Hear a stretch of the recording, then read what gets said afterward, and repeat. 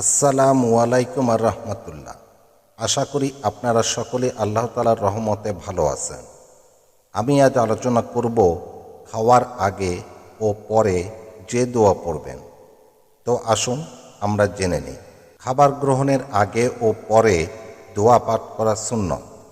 হযরত মুহাম্মদ সাল্লাল্লাহু আলাইহি ওয়াসাল্লাম বলেছেন, যে খাবারে বিসমিল্লাহ পড়া হয় না সে খাবারে শয়তানের অংশ থাকে, সেই খাবার মানুষের সঙ্গে শয়তানও ভক্ষণ করে। সূত্র মুসলিম, হাদিস নম্বর 5376। তাই খাওয়া বিসমিল্লাহ বলে ডান হাত দিয়ে শুরু করতে হবে, অতঃপর উক্ত দোয়াটি পড়তে হবে। ভাই ও বোনেরা, আমি দোয়াটি ভিডিও স্ক্রিনে দিয়ে দিয়েছি আরবিতে ও বাংলাতে।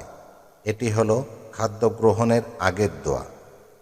অর্থ: হে আল্লাহ, আমাদেরকে এতে বরকত দিন, ভবিষ্যতে আরও উত্তম খাদ্য দিন।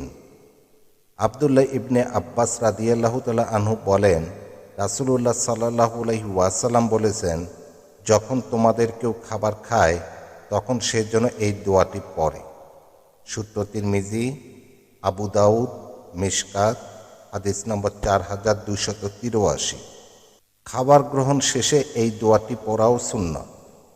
ভিডিওটিতে আমি আরবিতে ও বাংলা উচ্চারণ সহ দিয়ে দিয়েছি, আপনারা দেখতে পাচ্ছেন।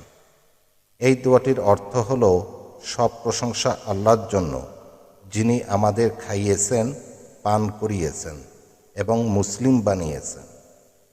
আবু সাইদ খুদরি রাদিয়াল্লাহু তাআলা আনহু বলেন, নবীজি সাল্লাল্লাহু আলাইহি ওয়াসাল্লাম খাবার শেষে এই দোয়া পড়তেন।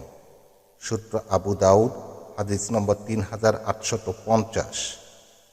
আল্লাহ তাআলা আমাদেরকে খাদ্য গ্রহণের আগে পরে হাদিসের নির্দেশনা অনুযায়ী দোয়া পাঠ করার তৌফিক দান করুন। আমিন।